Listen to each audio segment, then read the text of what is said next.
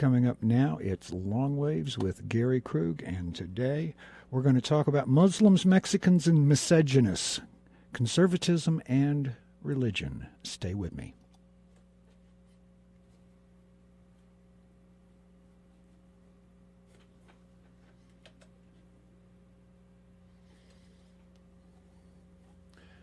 And I'm not sure what happened to my music here. I have no idea at this point.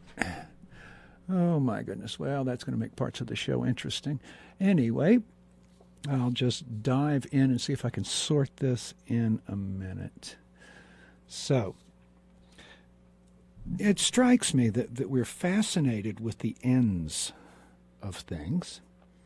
We're fascinated with how the world ends, how our lives end, how our cultures end, but we're not so interested in beginnings.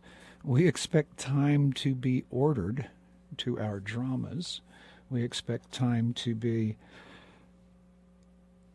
follow the patterns that our other dramas do, dramas like sports and adventure novels and apocalyptic fantasies. These all follow the same basic pattern for a plot line. What we see is an introduction, and then we have an exposition, and then we see a conflict followed by a threatened resolution, the resolution we don't want to see happen, that one. We see that occur, and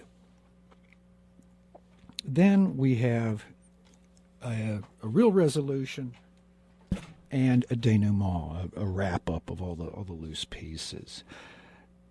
It's as if our world, our script for the world, the way we understand this world, is dictated by this formula. And we tend to tell our stories very much in this way, and we expect the world to behave this way. So currently, it seems like we don't have a lot of stories with happy endings. We don't have a lot of stories where there's a sanguine outcome and everybody goes home feeling good about stuff.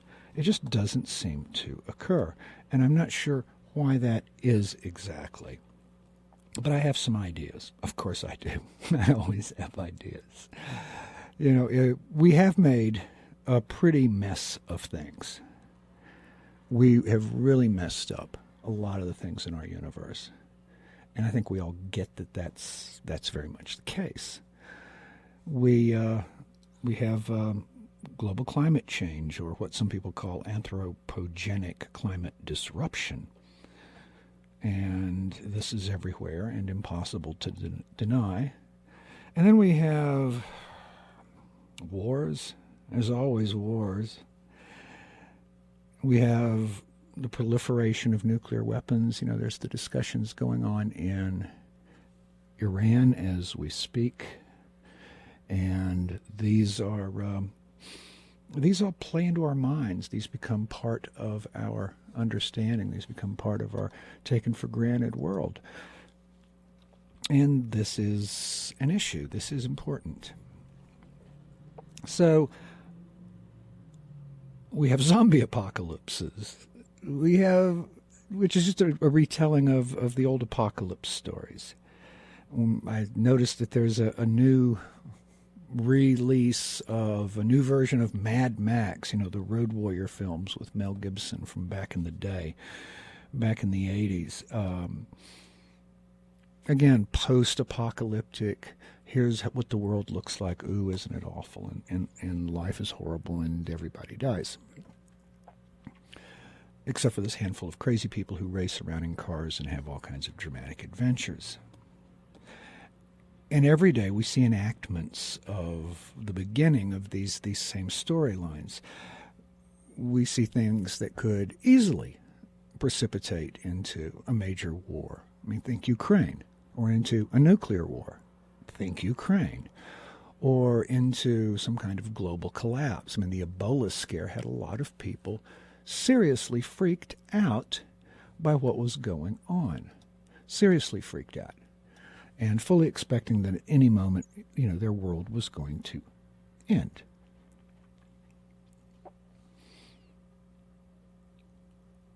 And for some people, though, they have a form for this. They have a frame for it. It's a religious end, an eschaton, a termination. See, human time and experience are always bound with cultural time and with narratives of explanation, of fantasy, of instruction. Writing our stories into the world gives us linkages between our lives and our experiences and the larger world around us. This is how we belong. This is how we fit into the world. In just this way, we write our own story into these larger stories, these longer timelines, and they give us a sense of meaning and a sense of purpose. These stories and narratives can be used as well when you specifically want to manipulate people.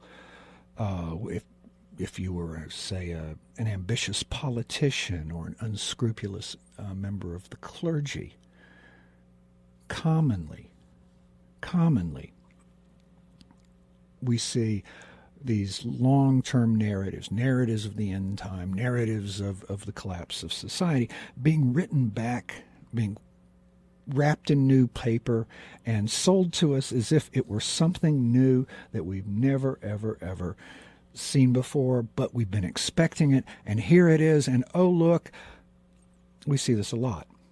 Nothing plays to the fears of someone feeling the loss of privilege or the loss of a future nearly as well as a drama with clearly defined moral parameters, right? Good and evil, us versus them. And these are the stories we get.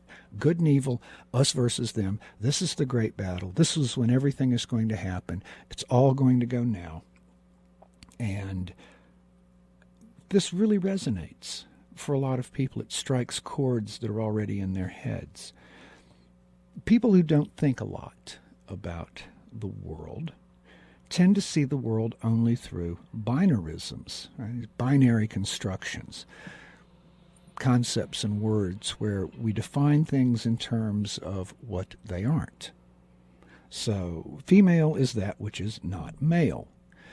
And in the case of the definition of female as a binary opposite of male, it always connoted as some sort of lack or inferiority. And that was always present in the definitions of female as not male. Similarly, enemies are those who are not us. So any point of difference, any fracture line, any frictional point where a people or a person or a group can be identified as not like us, this becomes a way of defining ourselves. Well, we're not like them. So whenever people do this, they have very clear and very unambiguous markers and words. So men are like this, women are like that, Americans are like this, Europeans are like that. Right? We know all the terms that get used popularly. French surrender monkeys, we have stereotypes that we can plug in that fit our minds, although they usually don't fit reality very well at all. So you don't want ambiguity. You don't want any lack of clarity, right? But people feel threatened. They don't understand the world. They look for simple ways to engage the world. Very simple ways. And ambiguity, a lack of clarity and certainty, these drive the search for simple, easily grasped, held, and recalled concepts and definitions and meanings and histories. Easily grasped, held, recalled. So, mere differences of appearance are often enough to generate hostile or suspicious thoughts and feelings about others or about events in the world. And we see this all the time. Just a seeming bit of ambiguity, of confusion, any difference in appearance. A guy who looks a little too feminine, a woman who looks a little too masculine, a person in a white culture who looks a little too dark, a person in the world who looks a little too Muslim, whatever that is.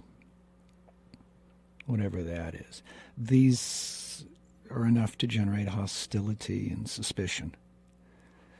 Now, I want to frame this discussion today through some of the writings of William James, and particularly his 1902 book, Varieties of Religious Experience. James observed that, quote, our normal waking consciousness, rational consciousness as we call it, is but one special type of consciousness, while all about it, parted from it by the filmiest of screens, there lie potential forms of consciousness entirely different. We may go through life without suspecting their existence, but apply the requisite stimulus, and at a touch they are there in all their completeness. Definite types of mentality which probably somewhere have their field of application and adaptation.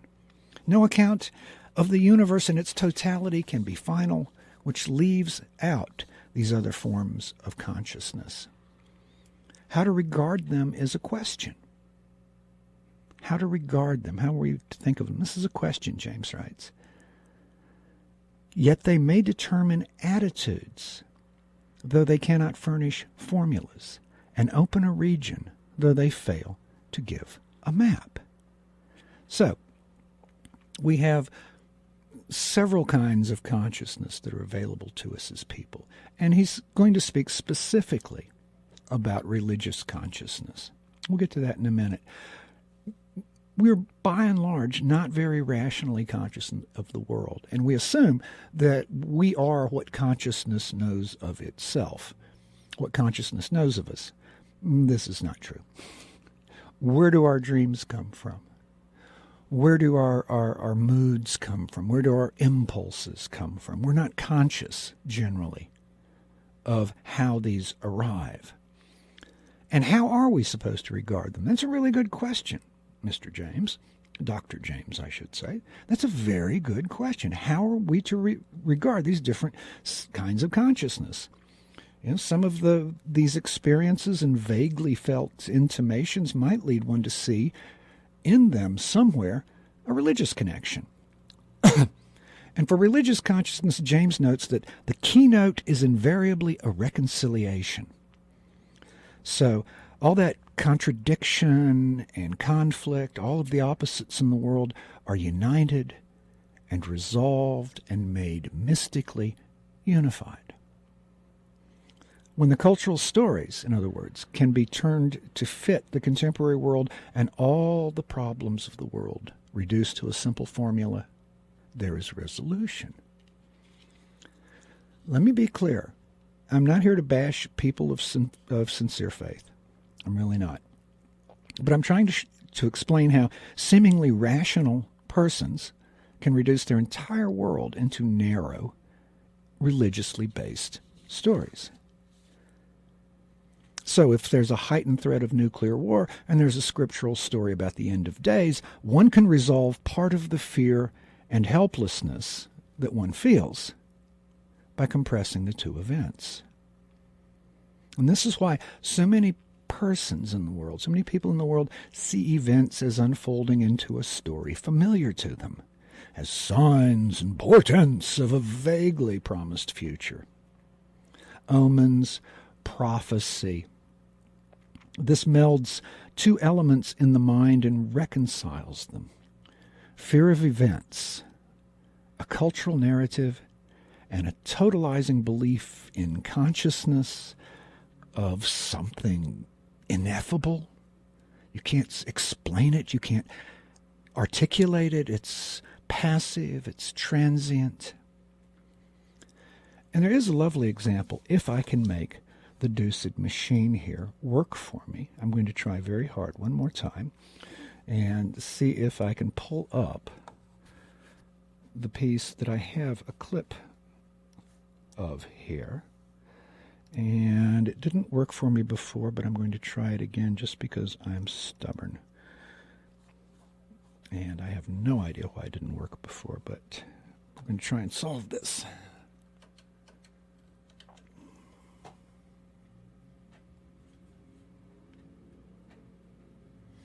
Well, deuce, it's not going to work again. Okay, anyway, I have a lovely piece for you.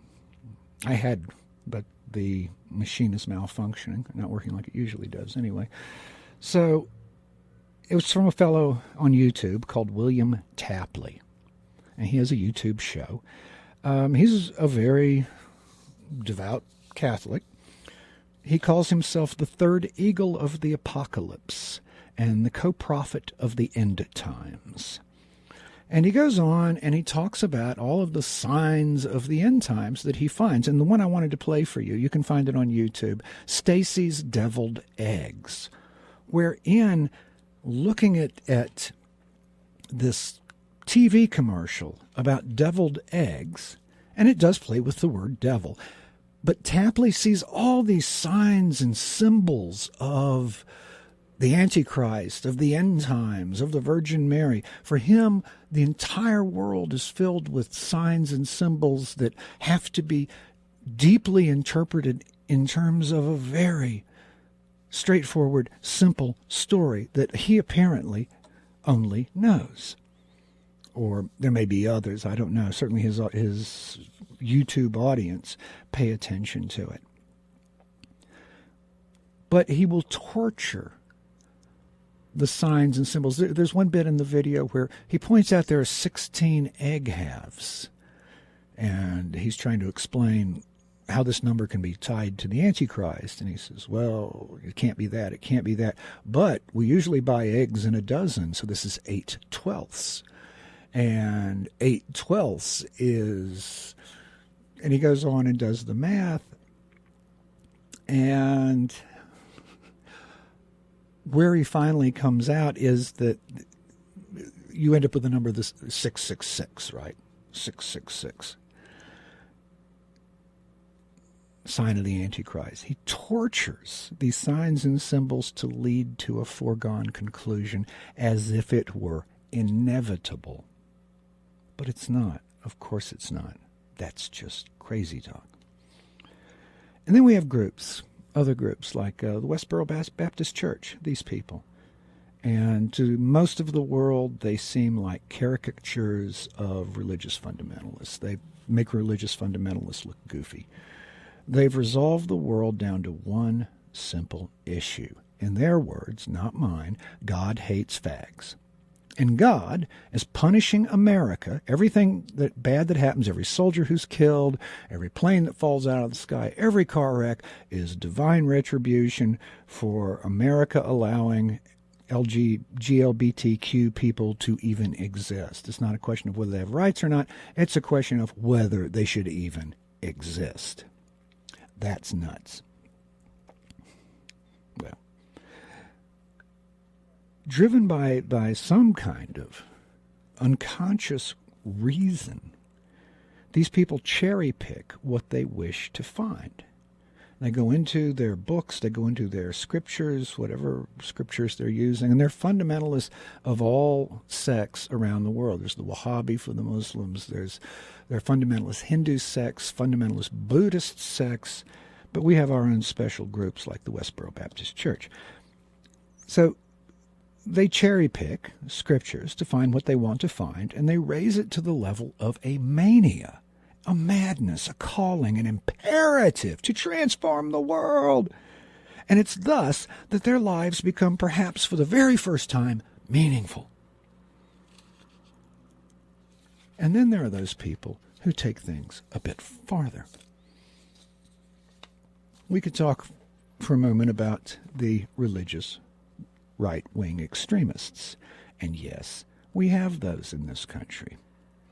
We do indeed.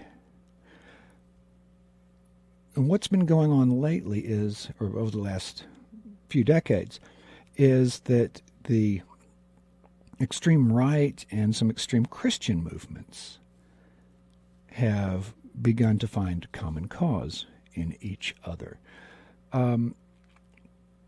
Eric Robert Rudolph, according to the government, bombed an abortion clinic in Birmingham, Alabama, killing a police officer and blinding a nurse. He was suspected of involvement in some other bombings in the Atlanta area of a clinic and a lesbian bar, attacks which injured 7. And some people suspect this Rudolph of being involved in the 1996 Atlanta Olympics bombing.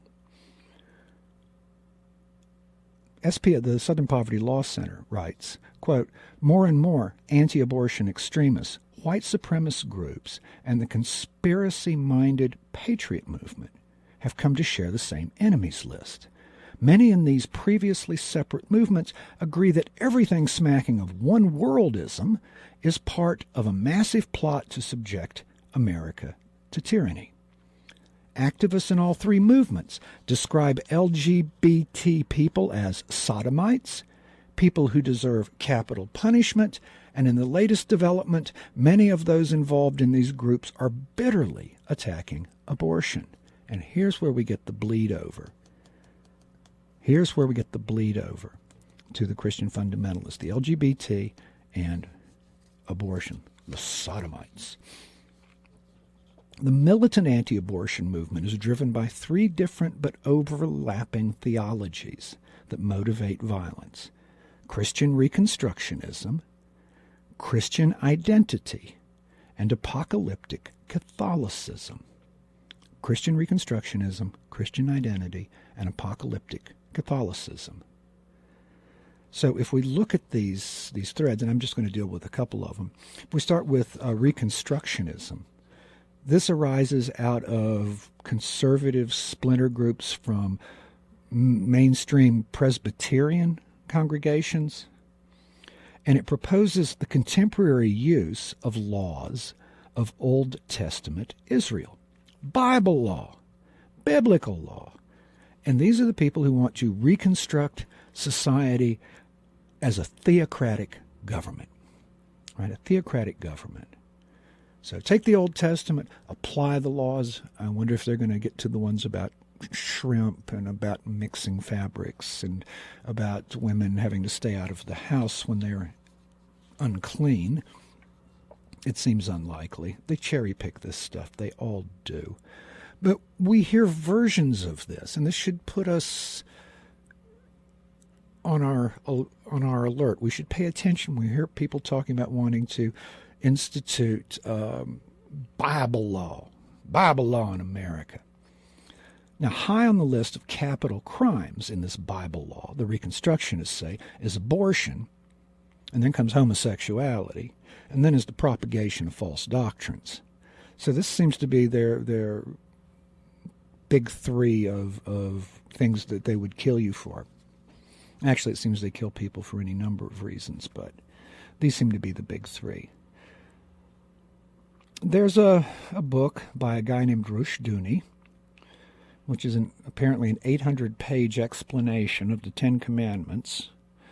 And in this book, Rushduni says, quote, all law is religious in nature, and every non-biblical law order represents an anti-Christian religion.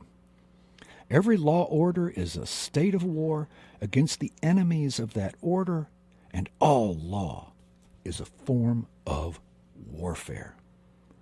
All law is a form of welfare. So we hear these people, and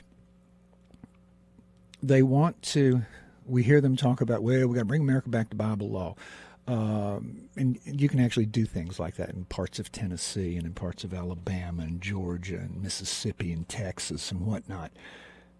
But it's a very, very strange religious sensibility that they're bringing to all of this. And I'll say more about that in a minute, but let's go through our cavalcade of players here. You remember Randall Terry, the Operation Rescue guy, who shot Dr. Tiller? He's out of this movement. Randall Terry, the founder of Operation Rescue. A charismatic evangelical was originally inspired by Schaeffer, although after a few years he went beyond him. In 1988, Terry was personally tutored by a leading Reconstructionist thinker, Gary North, according to the recent book, Wrath of Angels, The American Abortion War.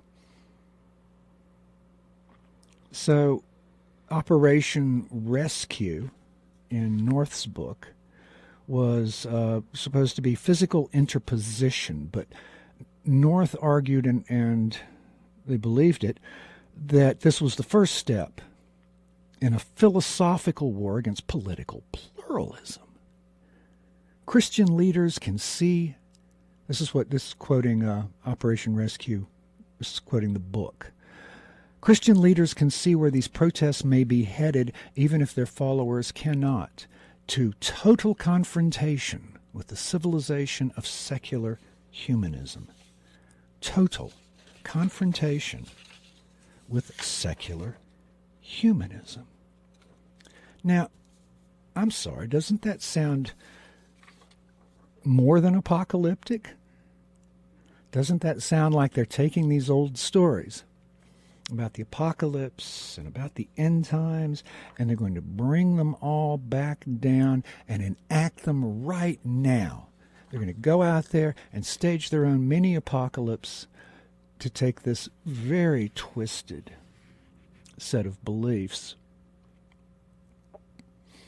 and try to impose them on the cultures. We see the number of states in the South that have enacted laws allowing people to discriminate against gays and lesbians, against LGBTQ people, right? And they're calling it religious freedom. I'm offended by them, and so I want the right not to treat other people like human beings. That's a very slippery slope and a very bizarre sense of religion. So by 1995, here Randall Terry is telling the Operation Rescue people that America has to be governed by biblical law and that Christians may need to take up the sword and overthrow the tyrannical regime that oppresses them. And this is a language that is not terribly far removed from that family down in Nevada who don't recognize the government, or from Sheriff Arpaio down in New Mexico or Arizona, who doesn't care about what the federal government thinks. These people. And then you've got another Reconstructionist theorist, a guy named Michael Bray. He was convicted of being the mastermind behind a series of bombings back in the 80s in Maryland and Delaware and the District of Columbia. He bombed abortion clinics, ACLU, the National Abortion Federation. And just to bring this a little closer to home, there were also some close ties to a place called the America's Promise Ministries, which is a Catholic identities or Christian identities church that was in Sandpoint, Idaho. And there were a whole slew of these folks up there. And there was a stack of them here, indeed. There was a gang of them in Spokane who are now, I understand, all doing long prison sentences, who are self-described Phineas priests. Now, Phineas, they draw their name from an Old Testament bit about a priest who kills an Israelite man and a Midianite woman with one spear.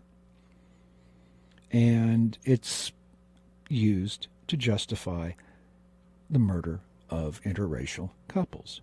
So, miscegenism, right? So we've got Muslims and Mexicans and miscegenism. The three M's are all in place at this point. And if you're just joining me now, I would have been playing you some very interesting clips, but the computer here is malfunctioning or some setting has been changed. Power was down earlier. You're listening to Long Waves on KYRS. I'm Gary, and I'm talking about some peculiar inflections of religion and of religious consciousness in certain of the conservative groups. So I was just working through some of the connections between the anti-abortion people and the militias, some of the other right-wing terrorist groups, you remember? And trying to work out what their variety of religious experience is. This is kind of a key point. What we see is this collapse of religion into law, or law into religion. It's no longer even spiritualism. It may feel like a spiritualism to them, but it's just another form of consciousness that doesn't meet the criteria that William James called for in his book when he was describing, rather elegantly, religious consciousness. Instead, what we see in these formations here is this literalistic, rigid, unwavering, and above all, as I'll repeat it, literalist system determined by one person or one small controlling group. It has much more in common with totalitarianism than it does with most religion. Now, religions often have hierarchies, but generally, too, there's often a fair amount of debate and discussion about points of religious experience. And these often cause churches to change, to split, to develop new offshoots. And sometimes they end up being the crazy ones. They end up being the ones who want to kill people or establish their own kind of Judaic law, Bronze Age law, in America and in other places. This is what these people are about, is so similar to these pushes we've seen for legislation against so-called Sharia law, right? Law based on the Quran. Quran bad, Bible good. This is what it comes down to. And because they have this simple little binary opposition, Bible us, not Bible something else, because they have this simple little binary system, they never actually examine their behavior or the rationality of it or the appropriateness of it or even the consistency of it. Instead, they're just going to take it as a given that they understand what the truth is and impose their own special version of Sharia law, religious law in the United States. And they've tried this in Oklahoma and North Carolina and Alabama and here and there, saying, oh, we're just stopping this growing Muslim threat. And here again, we see the overlap between a perceived threat and a religious response. But again, look at the nature of the response. It is not a spiritual response. It is an emotional and personal and cultural response masquerading as religion.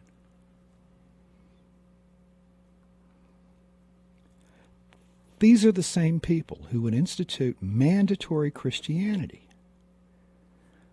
I have read calls of people who would like to pass legislation requiring church attendance, enforcing laws based on the Old Testament, having tests of one's faith, or at least one's membership in a church, for office, apparently these lovers of the Constitution and the Bible, and that's the only two books they ever seem to read or claim they've read, and I don't think they've read either, but apparently they've never read that bit in the Constitution that says there shall be no test, no religious test for any office. Well, I guess they could always change that. And they want to enforce these laws. They want to pass these laws, and leaving out the parts of the Old Testament and of the Constitution that just don't fit for them. It's, no, we don't like that bit. We do like this bit.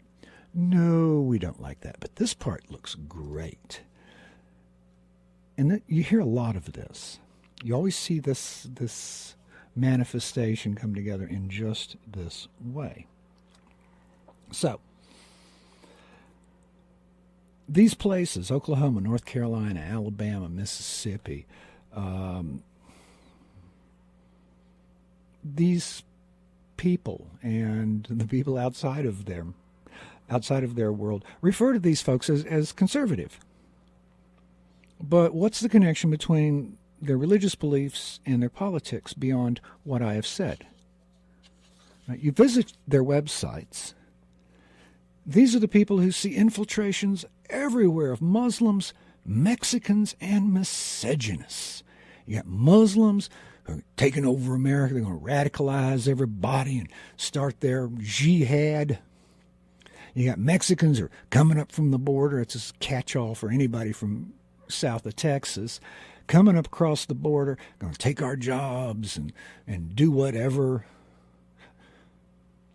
And then miscegionists, which is, an old word for interracial couples. I mean, seriously, what's not an interracial couple? Seriously.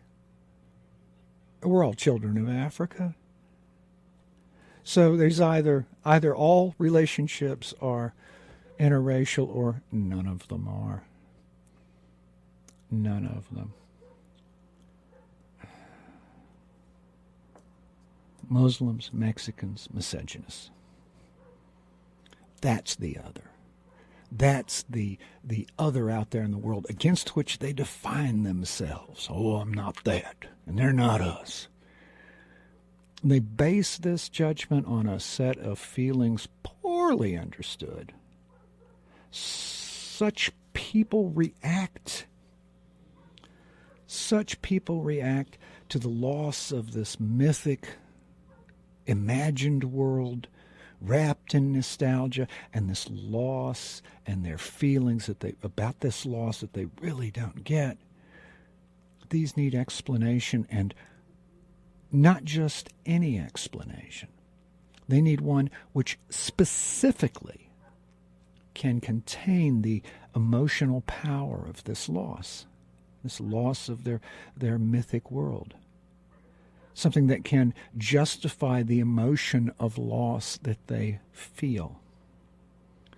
And something that can provide specific actions they can take which help to alleviate the anxiety of their loss.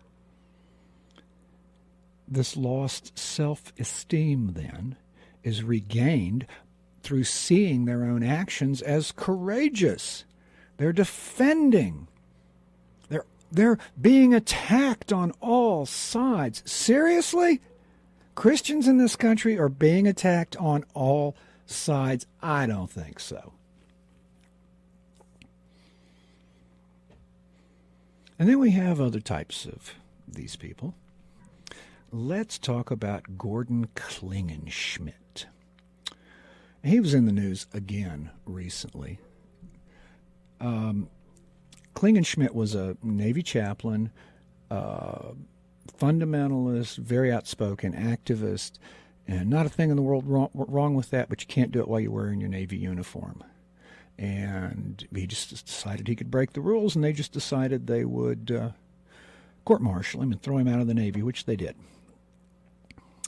Anyway, he's famous for some really extreme positions. He warned members of a group which was monitoring fringe conservatives that he would be willing to shoot their readers and then pray for their souls if needed. This is the guy who said that the rape demon was trying to let transgender people use the bathroom so it could rape your daughters. This is that guy. Chaps. Dr. Gordon Klingenschmidt in Colorado. Anyway, he accused the people of Right Wing Watch of encouraging, you'll love this, the assassination of pro-life Christian leaders because of anonymous comments posted on YouTube.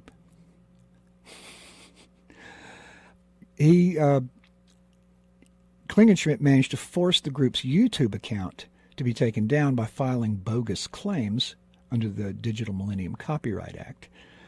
But these were overruled, and Klingenschmidt actually also had a court injunction against him, which warned him to cease and desist. Anyway. He recently said, even though I'm a chaplain, even though I'm a non-combatant, that I'm a 20-year military veteran and I was a nuclear missile officer and I was the captain of my high school rifle team. So I did recently go down and I got my concealed carry permit. Sounds like a good Christian thing to do. He goes on. So for those of you watching on Right Wing Watch, and if they're issuing death threats against me, just know that if you come to my home and you threaten my wife, that I will defend myself and my wife, and I'll pray for your soul. I'll pray you go to heaven, right?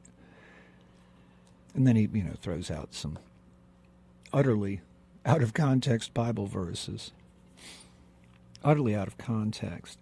The latest crazy thing, though, that Klingenschmidt did, and the one which got him right back in the news,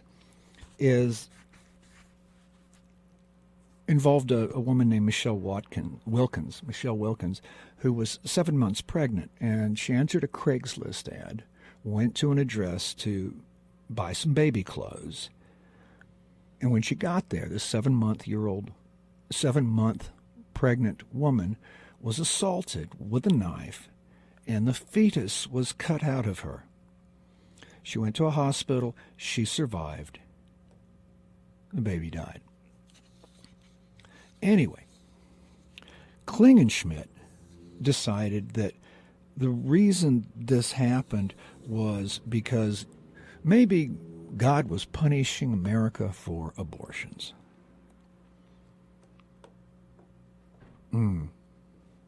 They ask God for the funniest things, these people. Klingenschmidt apparently prays for God to block, quote, pro-abortion judges, the anti-gun judges, and the anti-freedom judges, the centralized government judges, and the power-grabbing Obama administration. Stop the bad judges and restore our freedoms. Well, Lord, you ought to wind that clock back to the Bush administration and maybe even a bit before there, Gordon. Demons of rape. This guy's all about the demons, just the same way that Pat Robertson is all about the demons. There's demons here and demons there. Maybe they sincerely believe this nonsense. Maybe they do. Maybe they sincerely believe this Bronze Age explanation of the world. Or maybe they're just, maybe Klingenschmidt, who's now a legislator in Colorado, maybe he likes claiming that he is the victim because it gets him publicity. It puts him in front of people.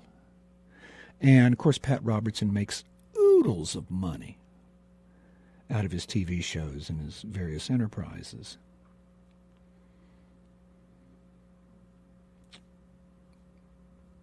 These people may be sincere, or they may be charlatans fleecing the flock. Certainly, there are people in the world who have mystic experiences. They have states of consciousness that are undeniable as experiences. Excuse me. James wrote, when the characteristic sort of consciousness once has set in, the mystic feels as if his own will were there in abeyance. His own will were in abeyance. So this other consciousness this mystic consciousness takes one's will and pushes it away, and maybe that's an excuse that Klingenschmidt and others could use. Their own will held in abeyance, and indeed sometimes as if he were grasped and held by a superior power. This is William James again. This latter peculiarity, he writes, connects mystical states with certain definite phenomena of secondary or alternative personality. Well, yeah, duh. Secondary or alternative personalities. And he gives the examples of prophetic speech, automatic writing, mediumist trance. But one can also surrender one's will to these ideas, to these feelings, to this consciousness. On the one hand, that's what Paul wrote about. On the other hand, maybe you're surrendering to a crazy thing, like the Phineas priests, like the identity movements, like the Klingenschmidts of the world. There may be many things to which one might surrender consciousness, and the mystic experience may be guided to mean all manner of things, to fit all kinds of ideologies, to accept all manner of introjection from the world, where ideas are taken into us. We take them into us as if they were our own, as if they were real. We see this in some religious experiences. We also see this in the charismatic leader who shows up and he suddenly seems like exactly the right person. And he has an idea that is exactly the right idea for right now. For many people, the attraction of a more primitive version of reality has a huge pull. This primitive kind of reality of surrendering yourself to something Bronze Age or older. It promises a return of agency, the ability to act in the world. It promises meaning to a world that consistently denies both agency and meaning. But too many people keep trying to return to this reciprocal idea of spirituality. I do something nice for God, God does something nice for me. And reciprocity in religion is a fairly consistent bit. Quoting James again, to coerce the spiritual powers, or to square them and get them on our side, was, during enormous tracts of time, the one great object in our dealings with the natural world. For our ancestors, dreams, hallucinations, revelations, and cock and bull stories were inextricably mixed up with facts. Talking snakes. Up to a comparatively recent date, James continues, such distinctions as those between what has been verified and what is only conjectured, between the impersonal and the personal aspects of existence, were hardly suspected or conceived. Whatever you imagined in a lively manner, whatever you thought to be true, you affirmed confidently. And whatever you affirmed, your comrades believed. Whatever you affirmed, your comrades believed. Truth was what had not yet been contradicted. Truth was what had not yet been contradicted. But the truth of a lot of these people, the Klingenschmidts and the others I've been speaking of, has been contradicted. And this religion, this Christianity of conservatism, of reaction, of power, that is what no longer fits. The abuse of spirituality, though inevitable in this world, is what we must reject as unfitting for human beings in this world. We must reject the abuse of spirit and misuse of spirituality. We should encourage people to explore the varieties of religious or spiritual experience.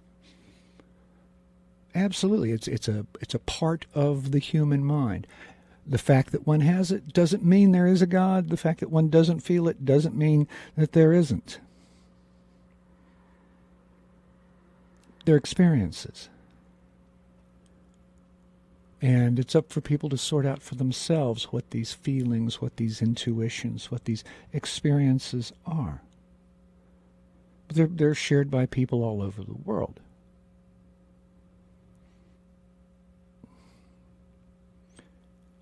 But we have no need to respect or to condone or to protect the inverted and confused beliefs of those people who cannot find another, more fitting way of reconciling their world with their inner experiences.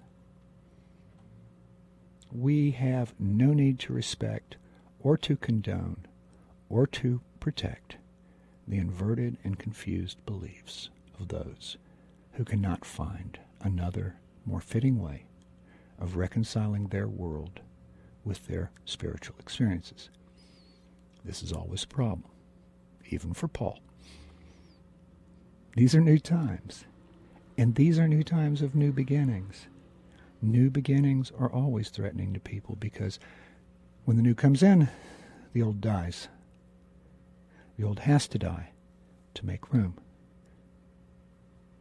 These are times of new beginnings. And this is very threatening to a lot of people. But our challenges lie in facing the threats and dealing with them squarely. We should not retreat into a perversion of spirituality. We should not retreat into a selective reading of ancient truths that reject the present. We should not retreat into this psychological black hole of hatred. And that concludes today's show. I'd like to thank you very much for listening. This has been Long Waves Radio with Gary Krug. You can follow me on Facebook, Long Waves Radio. We have podcasts that are linked there. They're on YouTube. And you can send me your ideas, comments, thoughts, whatever. I would say again that this show is solely my own opinion and does not necessarily reflect the opinions of the staff, management, or underwriters of KYRS. And this has been KYRS Medical Lake, Spokane, 88.1 and 92.3 on your FM dial. Thank you again for listening, and until next week, I'm gone.